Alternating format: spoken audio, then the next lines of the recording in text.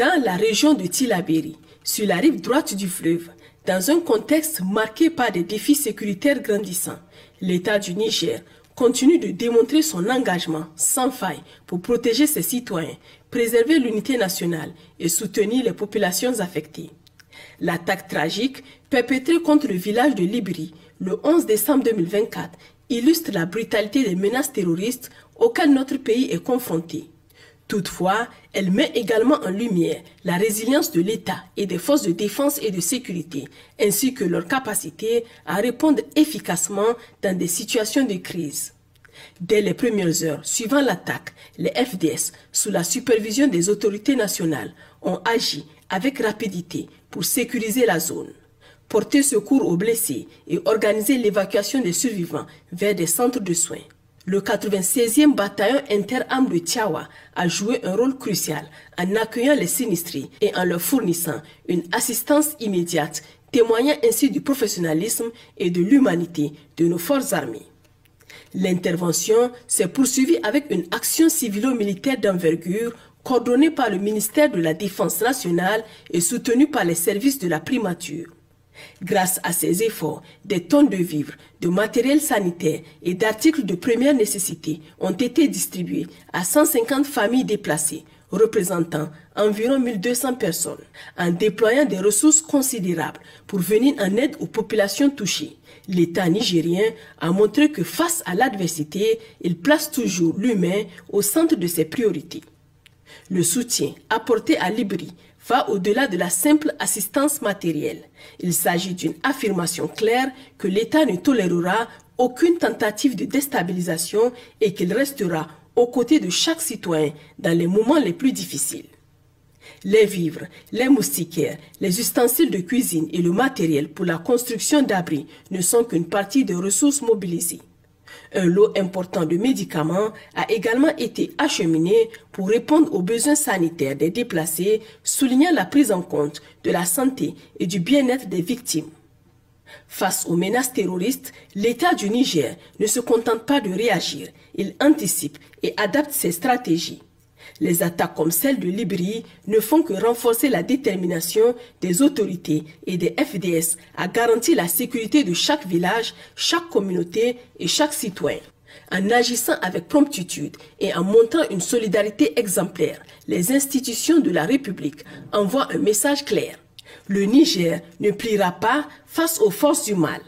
La résilience de son peuple, combinée à la vigilance de ses forces armées et à l'engagement de ses dirigeants, constitue un rempart solide contre les tentatives de déstabilisation. L'intervention à Libri illustre la capacité de l'État nigérien à répondre aux crises de manière humaine et coordonnée, renforçant la confiance entre les populations et les autorités.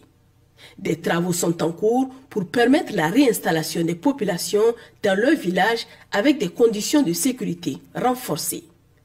Ce modèle d'action civilo-militaire souligne l'importance d'une collaboration unifiée pour relever les défis sécuritaires. Face aux menaces terroristes, le Niger demeure résilient et déterminé à bâtir un avenir de paix, de sécurité et de prospérité pour tous. Au registre des opérations militaires, dans la localité de Garbounia, informée d'une incursion terroriste ayant pour objectif le vol de bétail, les forces d'intervention ont mené une opération ciblée avec succès. Cette action a permis de neutraliser 3 assaillants et d'interpeller un individu suspect repéré à proximité. Les moyens logistiques des terroristes ont été détruits et l'intégralité du bétail volé a été récupérée. Celui-ci est en cours d'identification en vue de sa restitution aux propriétaires légitimes. Dans la région de Tiawa, lors d'une patrouille de routine menée par l'une de nos unités, un engin explosif improvisé a tragiquement explosé au passage d'un véhicule. Cet incident a malheureusement entraîné le décès d'un soldat et blessé un autre. Les autorités expriment leurs sincères condoléances à la famille endeuillée et assurent le soldat blessé de leur soutien en lui souhaitant un prompt rétablissement. Dans la région de Maradi, dans le cadre de l'opération Farotobouchia, 2 individus ont été interpellés grâce à des opérations distinctes menées avec efficacité par les forces de défense et de sécurité en collaboration avec les comités de vigilance locales. Le premier, un grand bandit recherché, a été interpellé près de Sangarewa dans un couloir de passage habituellement emprunté par les criminels avant de perpétrer leur attaque, pendant que le second a été pris à Doumbara. Selon les premiers éléments, l'individu aurait fait 3 mois de prison pour vol en 2023. Les 2 individus interpellés ont été immédiatement remis aux services compétents pour des enquêtes approfondies. À l'est du pays, dans la région de Difa, la situation sécuritaire reste calme et sous contrôle. Néanmoins, dans l'après-midi du jeudi 26 décembre, les forces de défense et de sécurité ont détecté un engin explosif improvisé à proximité de la position de Borwa pour un axe régulièrement fréquenté.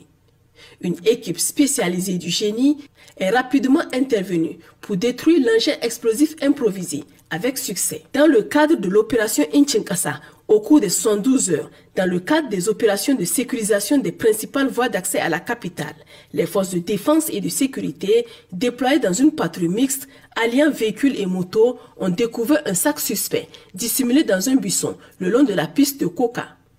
Après des vérifications rigoureuses pour éliminer tout risque d'explosion, le sac a été ouvert, révélant un contenu inquiétant. 393 explosifs de type dynamite et 3 rouleaux de fil utilisés dans leur activation. Par ailleurs, une autre patrouille opérant dans la zone de Gogézé a interpellé 2 individus impliqués dans un trafic de stupéfiants. Les éléments saisis comprennent une motocyclette, 10 022 comprimés prohibés, ainsi que 19 sachets contenant des feuilles suspectées d'être du chanvre indien. Chers compatriotes, la lutte contre les forces du mal nécessite votre soutien constant et actif. Nous vous invitons à partager des informations fiables avec les forces de défense et de sécurité pour permettre des interventions rapides et efficaces. Des lignes vertes sont à votre disposition pour faciliter cette communication et renforcer notre collaboration. Pour les forces armées nigériennes, le 40-40. Pour la gendarmerie nationale, le 40-00. Pour la police nationale, le 83-83. Vive le Niger libre et souverain. Vive les forces de défense et de sécurité. Vive les citoyens résilients et engagés.